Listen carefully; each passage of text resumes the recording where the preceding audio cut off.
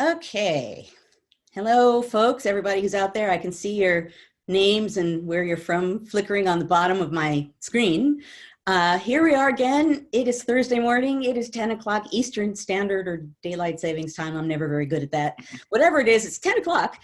And here we are for the third, I guess, episode is what you would call it, of History Matters, and so does coffee. Boy, does it matter.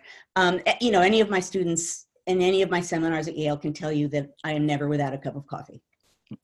Now, so far, we talked about the first week contingency and how important it is when looking at the past, but also when looking at the present, to remember that we don't know what's going to happen and that that matters.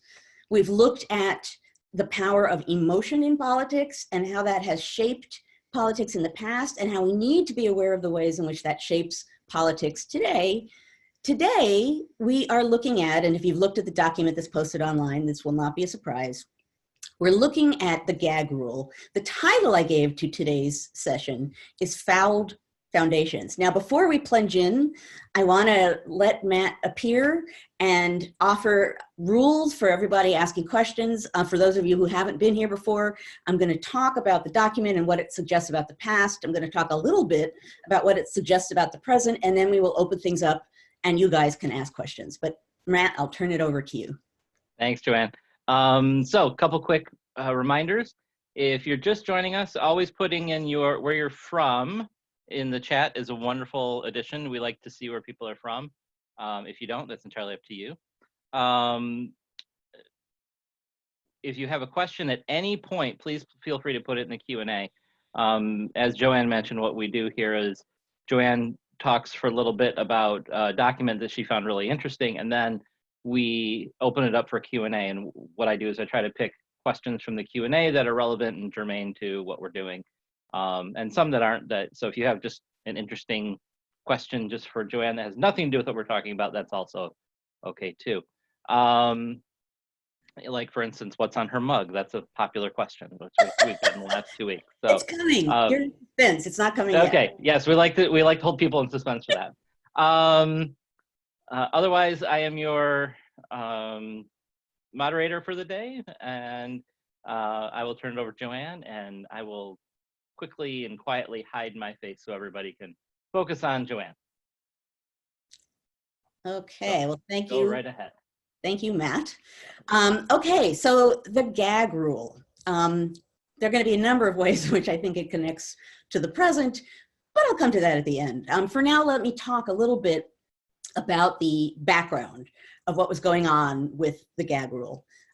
Basically, there was a 9-year controversy in Congress, 1836 to 1834, in both houses, but today I'm going to be talking about the House of Representatives. And throughout that time, there was a often screaming debate about discussing anti-slavery petitions on the floor of Congress. Basically in 1833, the founding of the American Anti-Slavery Society caused an enormous number of petitions to suddenly begin coming to Congress very deliberately. It was a campaign demanding the abolition of slavery, often demanding the abolition of slavery in the District of Columbia, which Congress had the power to do. So, you know, in that 9-year period, just in the House alone, there were well over 100,000 petitions with all kinds of names, black, white, male, female, all kinds of people were signing these petitions. So if you think about 100,000 petitions and vast numbers of names on each petition, we're talking about a pretty big phenomenon and something that clearly in some way or another had popular reach. Now, Congress, not surprisingly, was not thrilled about getting reams and reams of anti-slavery petitions. And that was for a couple of reasons, and none of these are going to be surprising. So on the one hand, obviously there were people saying, oh no, the Union, we cannot discuss the abolition of slavery because it will destroy the Union. That's a long-standing thing that people have said. Or they said, oh no, we can't have this discussion because if we discuss slavery, it will destroy our political party. because political parties at that time were national. And so Northerners worried that if people began seriously discussing the abolition of slavery, their party might break and then they would lose power and their party would lose power. And of course, that was a thing that they were worried about. And then third, and I suppose to people in Congress equally important, people were afraid that discussion of these petitions at Congress could blow up Congress, right? That it could cause violence and uproars and it could prevent anything from happening and it would destroy the institution of Congress itself. So none of these things, in a sense, are new ideas. It's a slightly different twisting of things that people have been saying for a very long time about why slavery supposedly cannot be discussed. Now, with that in mind, with those fears in mind, a series of gag rules were passed between 1836 and 1844. And all of them in one way or another, in the Senate and in the House, but again, the House is what I'm talking about today, all of them in one way or another, literally gagging debate of these anti-slavery petitions. No debate. Not only that, but the petitions themselves are not even going to be accepted on the floor. What I posted today was a draft of the second gag resolution that was passed. And I said before, it's like not a document, but it is a document. It's a photo of a document, but it's a draft. So I didn't know what to call it. And the point of it is actually the content of it and the official lookingness of it. And let me read it. I'm sure many of you have read it, but I think the language is important. Okay, so it's draft of this gag resolution of December 21st, 1837. It reads, resolved that all petitions, memorials, and papers touching the abolition of slavery or the buying, selling, or transferring of slaves in any state, district, or territory of the United States be laid upon the table without being debated, printed, read, or referred, and that no further action whatever shall be had thereon. Now, I'll note, I want to give credit because the image that is posted is from the National Archives. But think about the language of what I just read. It's such congressional language, right? They're covering every base. It's like buying, selling, transferring, abolition, debated, printed, read, referred. You know, they're being sure to cover all their bases with very deliberately chosen language about why slavery, these anti-slavery petitions can't be discussed in Congress. And in a sense, that's part of what I want to talk about today is the deliberateness of what we're seeing here. It's hardly a surprise to know that the abolition of the silencing of debate about slavery was deliberate, right? That goes on even before the dawn of the Republic. That's what people did who were worried about themselves or their own society or their own rights or whatever it was they were worried about. There's a long history of people refusing to even address this or not even really caring about it that much. But what's interesting to me about that document is think about the deliberateness of that and how out in the open it is, right? I think it's one thing for injustices to happen behind the scenes when people are manipulating things behind the scenes and to serve themselves or their interests, and that's bad. In a sense, there's an added level of insult when the injustices are being created blatantly in front of the public with no sense of regret or concern at all. There's an extra added bonus layer of insult and insolence and danger to the people who are affected by it, because what those people are doing who are that deliberate, they're essentially acknowledging they are in power, they have power, they know they have power, and they have no fear about passing those kinds of resolutions, about doing what they feel they need to do, whether it's just or unjust. And so, in a sense, that's part of what I want us to be thinking about today.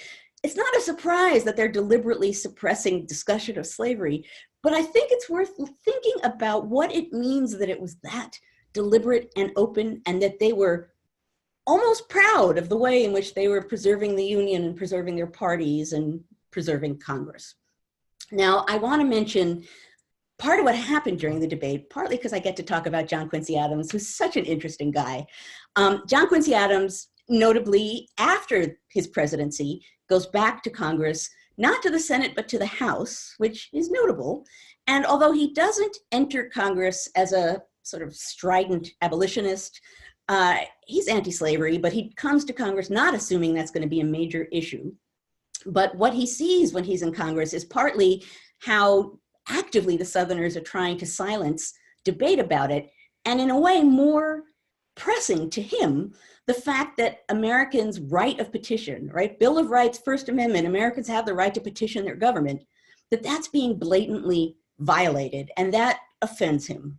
So for both of those reasons, he decides, I am going to fight these gag rules. I'm going to step up and I'm going to try and defeat them. They're unconstitutional. I think Americans are going to care that they're unconstitutional, and I have the weapons to do it. John Quincy Adams, I think someone at the time called him a bruiser who loves the melee, right? John Quincy Adams had a thick skin. He loved being in the midst of an uproar that he himself caused, right? He's a great guy for this moment. He had a long, storied political career since he was very young. He was a master of parliamentary rules, which meant he had any number of ways to force himself into debate. He was an older fellow, and he was the son of a president and a former president, so he was someone who could not easily be punched on the floor of Congress, which sometimes happened to other people who stepped up and opposed slavery. So he was kind of, this is the wrong term, but it's what popped into my head, kind of bulletproof. He was someone who could step forward and basically not fear that he was going to get hurt physically for doing what he's doing. So he's the perfect person for that job. And for years, he uses all of those weapons, often parliamentary rules of debate, to force himself onto the floor, to force these issues into view, and then to force Southerners, who are all too happy to do this, to stand up and howl and yell and try to silence him. What he wanted the public to see was the silencing. What he wanted particularly Northerners to see was their representative in Massachusetts, but a Northern representative generally, trying to do his job, presenting petitions on the floor, and being shouted down by Southerners, violating rights of petition, violating the rights of anyone being represented by him or other Northerners.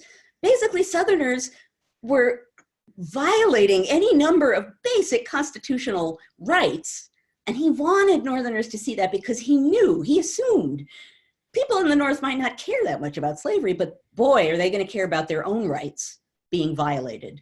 So that's what he banked on. There's even an occasion in his diary, and he has an amazing multi-volume diary that he kept for most of his life. As a historian, I sang hosannas to John Quincy Adams's diary. So he has a diary in which he reflects on all kinds of things. And now I've lost where I'm going. Oh, now I remember where I'm going.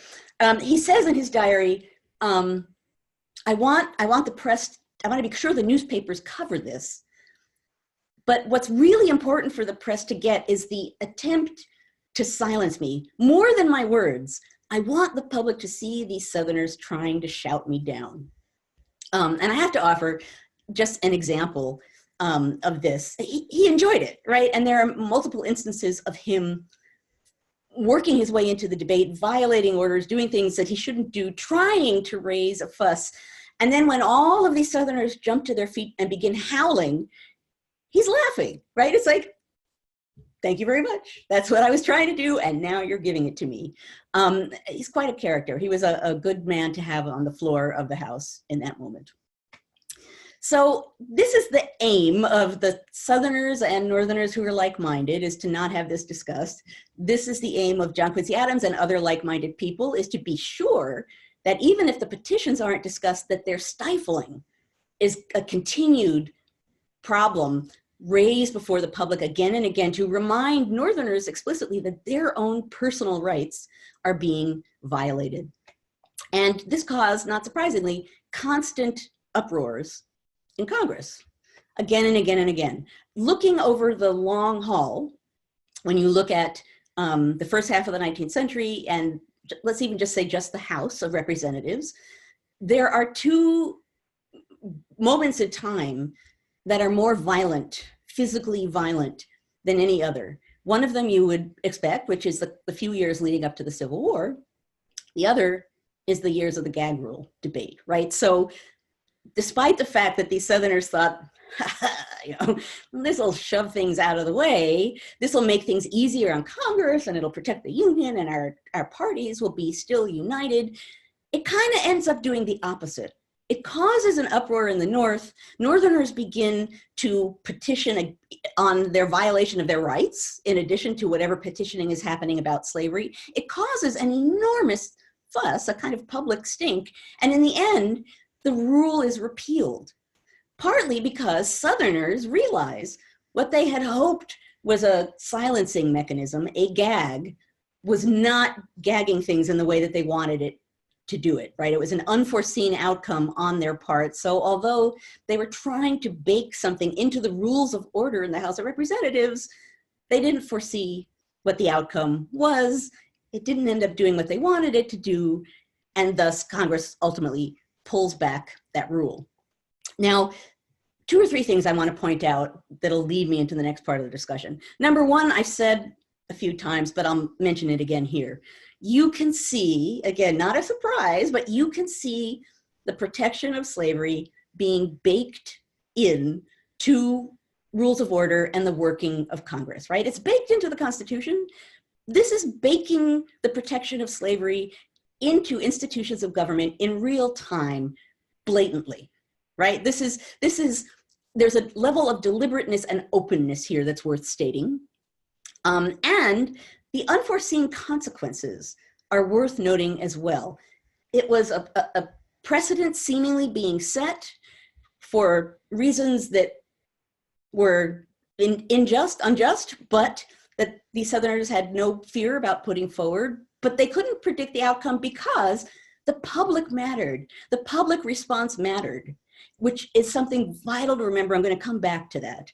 But however much people feel unrepresented by their members of Congress, or that piping up on Facebook or Twitter doesn't matter, the fact of the matter is public opinion matters, and if the public expresses it powerfully enough and strongly enough, we've seen any number of times in the last few years, that kind of a stink causing a little bit of backpedaling. I see someone on the bottom there saying, I missed the date. I believe it's 1837, but I'm going to double check for you.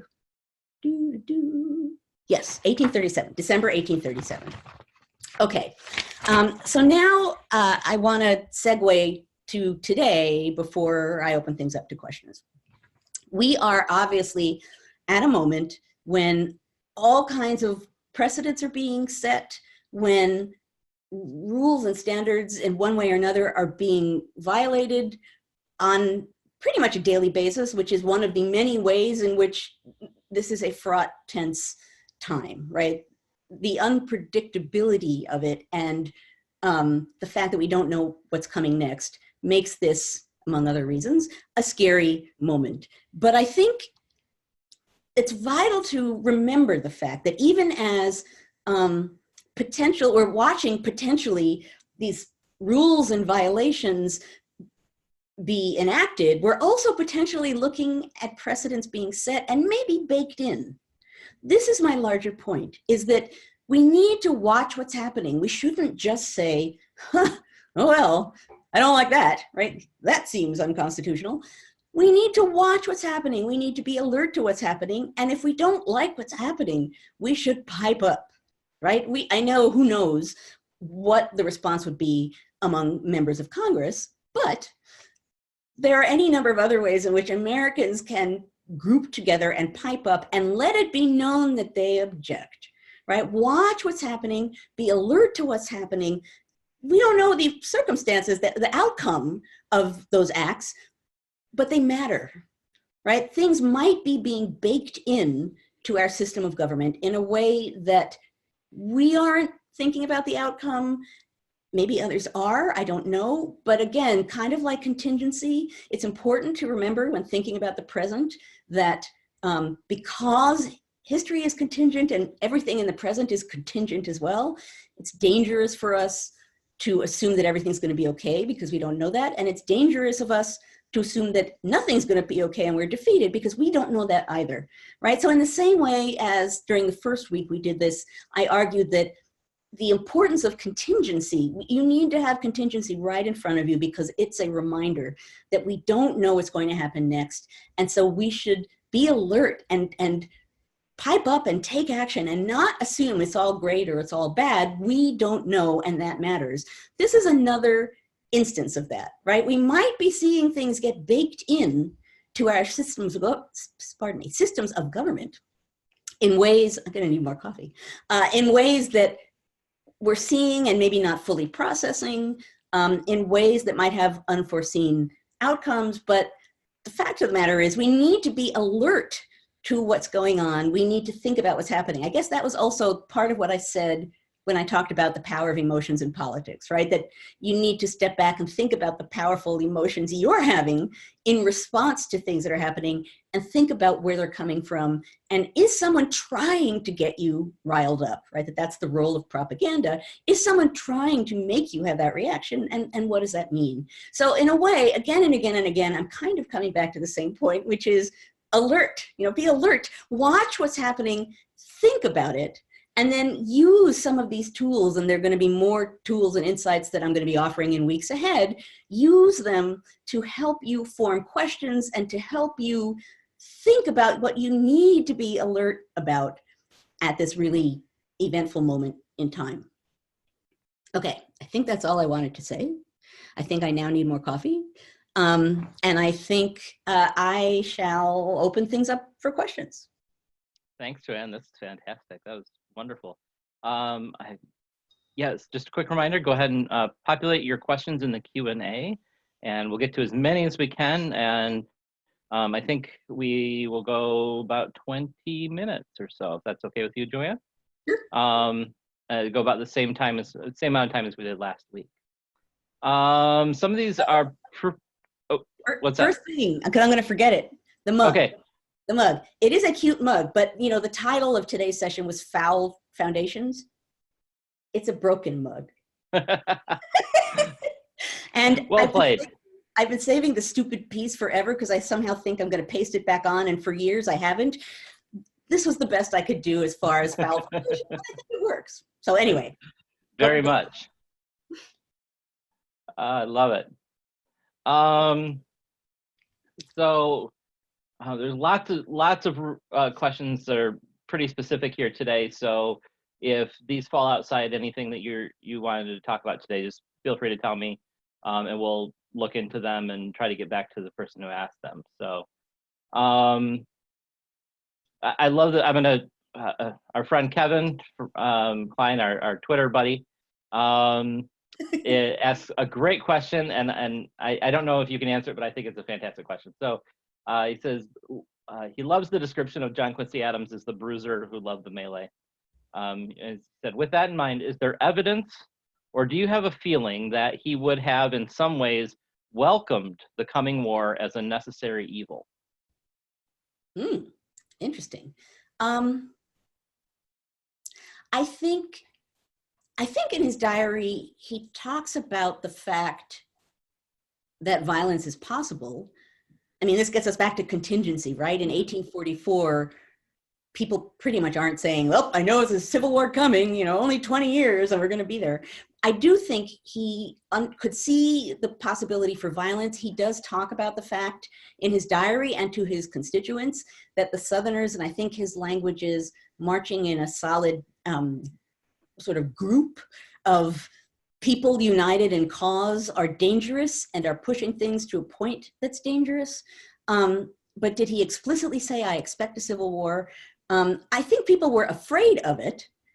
A lot of people, I mean, particularly in response to the gag rule, right? A lot of people say, uh-oh, the Union, what about the Union? This could endanger the Union in an immediate way. When I was working on my most recent book, that was one of the things that struck me, was when people said, I'm worried about the Union, that wasn't abstract, right? The Union of States was recent.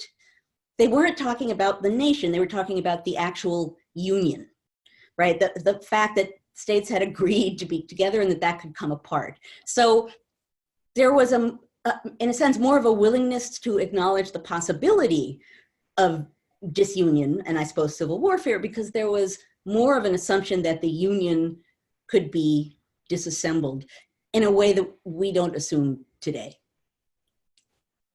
Wonderful. Could you talk a little bit about economics and how it played into the debate of the gag rule? Was anybody specifically talking about like ending slavery would end or would destroy the economy, or were there kind of specific elements of economic discourse in the whole gag rule debate? There were all kinds of things in the gag rule debate, sure, and this isn't just the gag rule, just generally, if slavery was brought up, sometimes the economics of it were brought up, sometimes the it's our way of life, was brought up, sometimes the personal insult of it was brought up. This always fascinated me that I think in the Senate, it's John C. Calhoun who says, what's the proper response to these people stepping forward and calling us barbarians for being slaveholders? Knock them down, right? There was a level of personal insult that Southerners felt, that they felt entitled them to take sometimes violent action against what was going on. So I think the debate for and against the institution of slavery ranged all over the place, and economics was part of it. But I think when you go back and you read the Globe, the Congressional Globe is the equivalent of the Record at the time, and it's actually all online. And I can even, I'll find a way to post it so that if you're curious to see it, you can read it. When you read the debates going on, you can see the way in which many levels of argument for and against are being yoked into this conversation, and how the only way that it's dealt with for quite some time is either a gag that doesn't work or these compromises that supposedly take it off the table.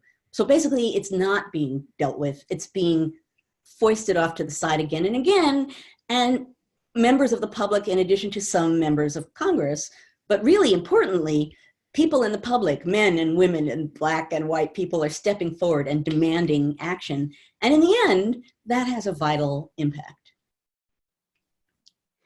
Wonderful, thank you so much. Before I ask the next question, I'm seeing a lot of questions sort of asking Joanne to participate in sort of historical imagination, like what would so-and-so think about history today, or what's going on today, or looking for analogies between today. And I just want to say that these are fantastic questions. They're wonderful questions. They go a little bit past what we're trying to do here. And a couple of them kind of dip their toe into politics, which we're desperately trying to avoid in these conversations.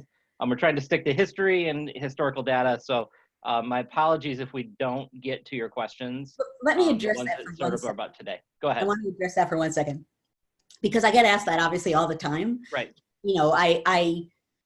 Most of my work before this point was about the founders, and boy, you work on the founders and people always want to know what their favorite founder thought of whatever the issue is. What would Holden think of the problem in China? It's like, to some degree, those are big, big what ifs.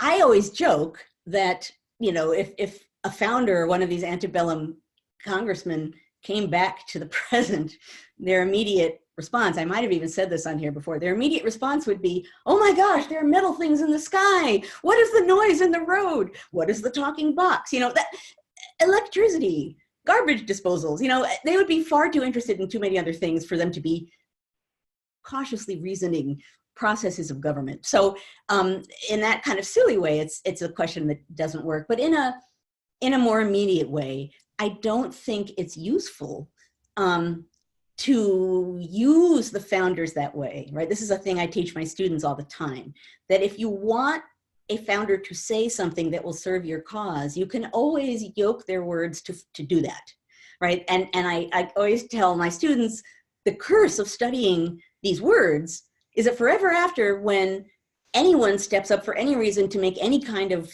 point or force any kind of an agenda using a founder's words, you will know, wait a minute, that's not what Jefferson thought. Like, you'll be cursed with that knowledge forever. So I think the spirit in which the government was founded matters.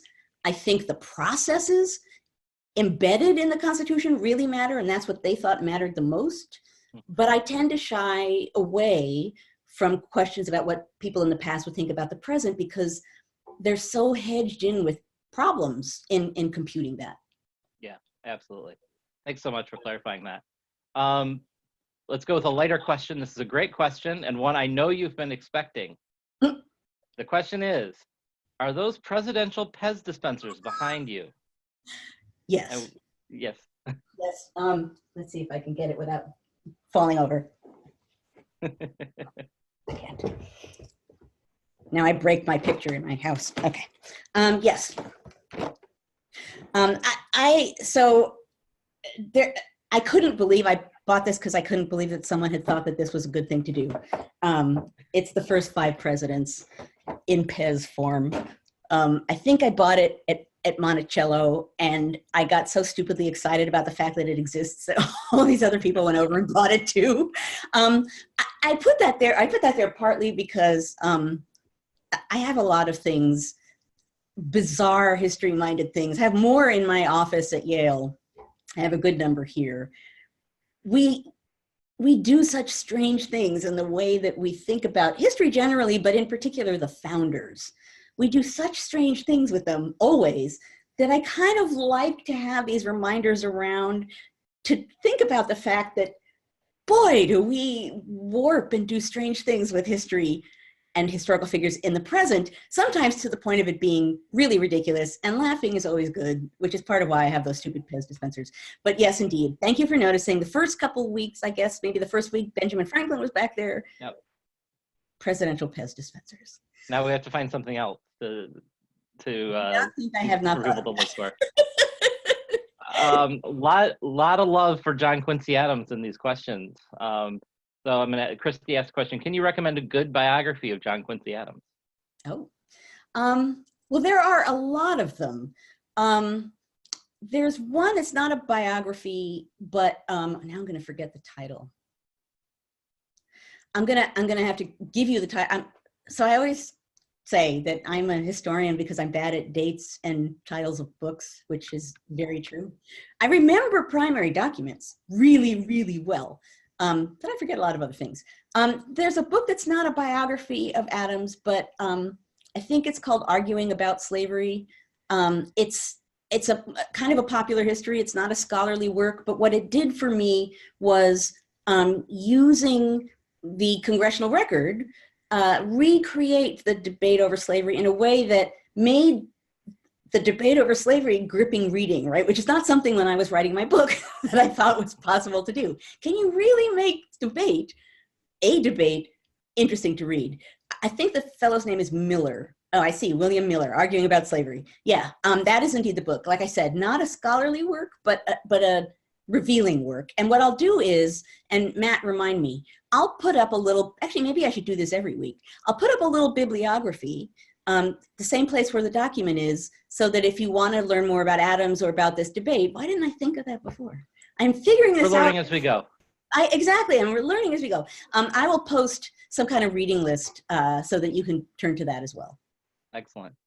Going back to the petitions that sort of were the impetus for these gag rules, who was writing those? Can you think of anybody, any groups or any people that specifically that were organizing those petitions that were brought to Congress and resulted in the gag rule? Well, all kinds of groups. I mean, so sometimes it's, you know, an anti-slavery society, but really it was all kinds of groups of people. There were, I mean, women petitioning was a major thing in this time period, right? It was a way, women might not have the vote, but they could certainly petition. That was their right, and they did.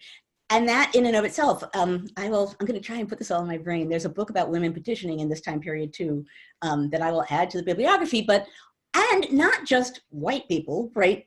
Black people, people of all kinds, enslaved people, people of all kinds were engaging in this. And sometimes it was a group of people, a local group of people that lived near each other and came together for this cause. Sometimes it was a more organized kind of a group, but it's really fascinating when you look at these petitions. to see the different kinds of names that are on the list and to see how members of Congress responded, right? I can't remember what year this is, but there's an instant in which Franklin Pierce of New Hampshire, who very much sided with the Southerners and was really not thrilled at anti-slavery petitions. There's one congressional debate when he's responding to a petition and he says, well, this petition means nothing. It's women. That doesn't matter. Like, that's a silly petition. Like, let's get a real petition, which of course, as a woman reading this, made me want to, for any number of reasons, punch Pierce in the nose. But you can see people sort of sorting through the very real question about who the people are, even claiming that they're not real people, right? Oh, they're just making up names. And what's interesting is, this was interesting when I was researching that book, sometimes people would say something in a newspaper or a petition about their members of Congress. The member of Congress would stand up and refute it or even insult the people who said it. People back home would see that they were insulted and put something else in the newspaper. The member of Congress would respond, so that there was actually, in a way that we don't really see today, an argument going on through the newspaper between constituents and their representatives in a really interesting way.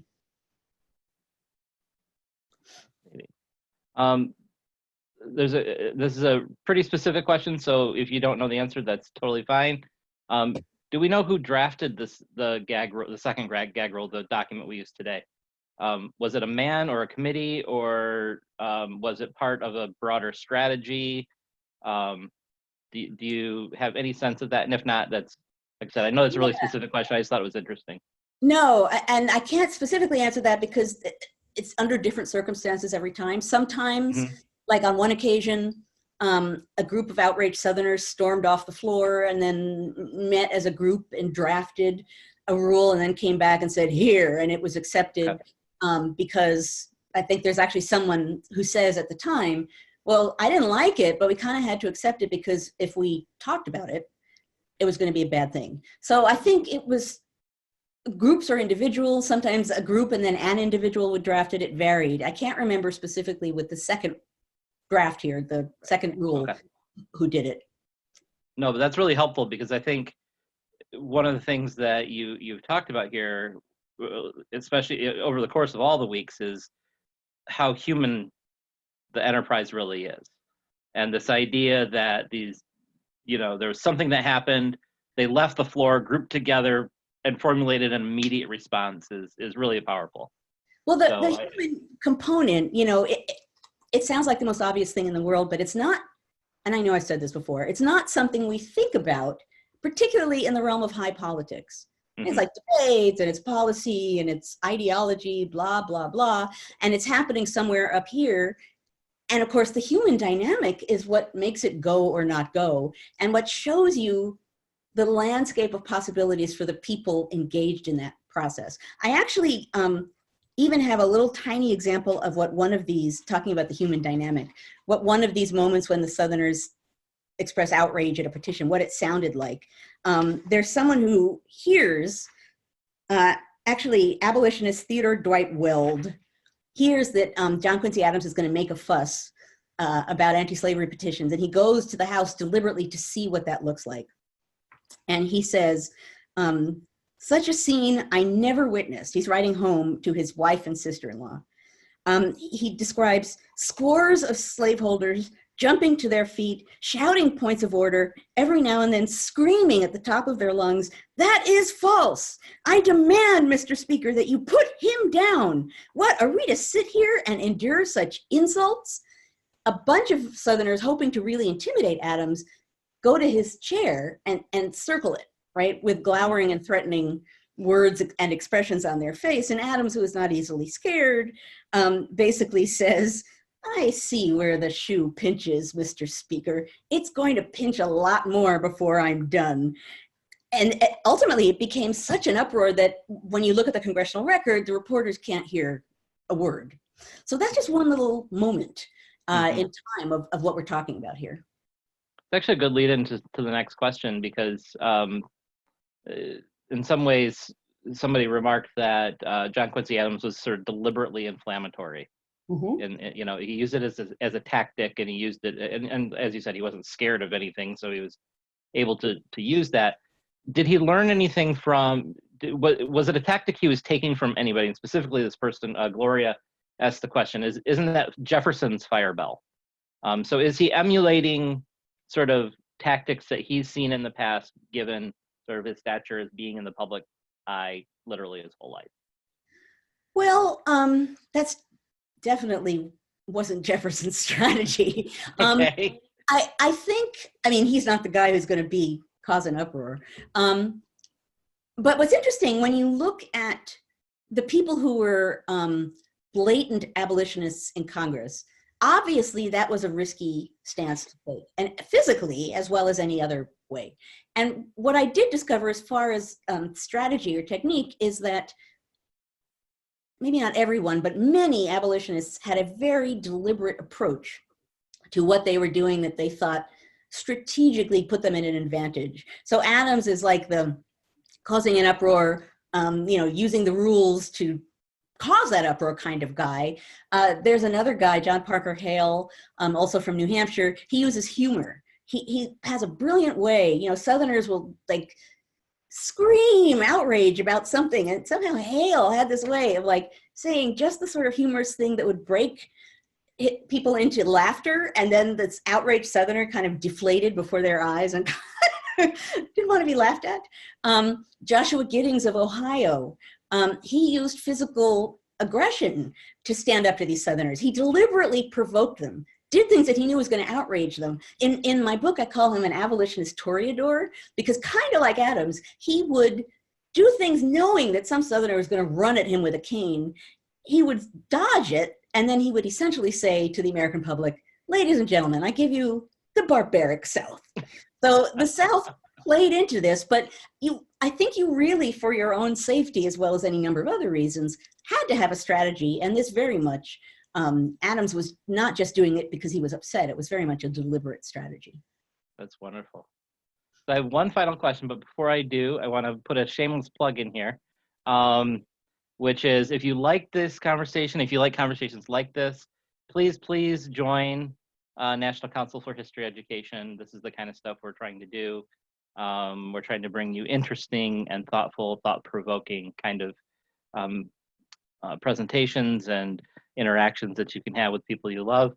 Go to nche.net to join. You also get lots of things, resources and discounts at museums and books, and History Matters, our publication. You'll get that every month. So you get a lot of a great conference. What's that? A great conference. And a fantastic conference. So please join. And if you have questions, please feel free to email me or anybody on our staff. We are here to help you and to bring you the best that we can. If you are not already, please follow us at History Ed on Twitter, or Joanne on Twitter, which I'm sure most of you probably already are. And someone always asks, so it is JB as in boy, F as in Frank, 1755 at JBF1755, which is one of the potential years of birth of Alexander Hamilton, which is why I. But at any rate, that's my handle on Twitter. Love it. Okay, so last question. Very early on, and this, so Holly Hartman asks this. Early on in your conversation today, you said you thought it was significant that John Quincy Adams was in the House rather than the Senate following his presidency. If you could just talk a little bit about that. Oh, yeah. I mean, my main point there is just people saw the Senate as a more elevated body. It was smaller. It was more intimate. People were often of a higher social rank in the Senate.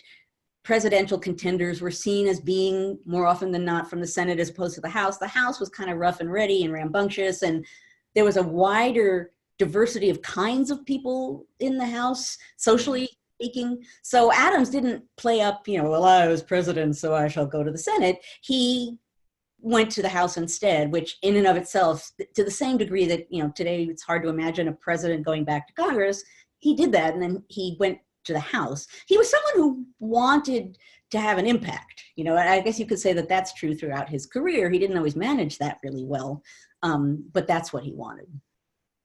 Excellent. Well, thank you for your time today, and I'm going to let you wrap it up.